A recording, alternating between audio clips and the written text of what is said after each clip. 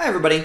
If your Git is not installed or you haven't configured it right and you're confused, you can also totally get these frameworks just by downloading a zip file. A zip file is a compressed file that contains all of the other files and folders that you need. So if you go to the same GitHub repository page and click on the code button, rather than cloning a URL, you can click download zip, and it should start the download process. Okay, do not open the file.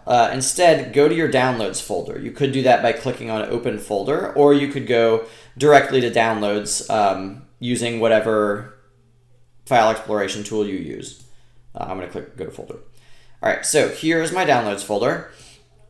You should see something that says Forest Fire Sim 2020-master. It should have a little zipper here. If you're on a PC at least. Yours may not have the .zip file extension, and that's okay. So you need to do two things. You need to copy this file to whatever folder you use for all of your projects, and then you need to unzip it, which means that you're decompressing it so that all of the folders and files that it contains are available for use. Don't double-click it. Double-clicking it, let me show you what happens when you double-click it. Double-clicking it makes it look like it's already a folder. See, it looks like I'm exploring it, but it is not a folder. It's really a compressed file. Okay, so I'm going to hit Control X to cut it.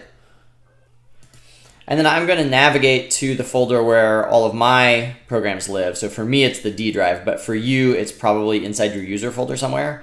You are the one who knows about that best. I forgot where my stuff is. Oh yeah, Java Workspaces. Okay. Then I'm going to just drop it into a temporary folder. So I'm pasting it in here. I did Control V to paste. And you can right click. I have the 7-zip utility, which is one that I like a lot for extracting things, but you should be able to say extract all. On a Mac, you may be able to double click it and it will open a utility that will extract it. Whatever the case is, you can just say extract. And as you can see, it's created a folder here. So you don't actually want to have a folder and then another folder immediately inside that. You just want a single folder with the name that you want. So what I would recommend is remove the -master. So this is just called Forest Fire Sim 2020. Now cut that entire folder and then move it up one folder. And so now your original Forest Fire Sim 2020 is empty. And so you should delete it.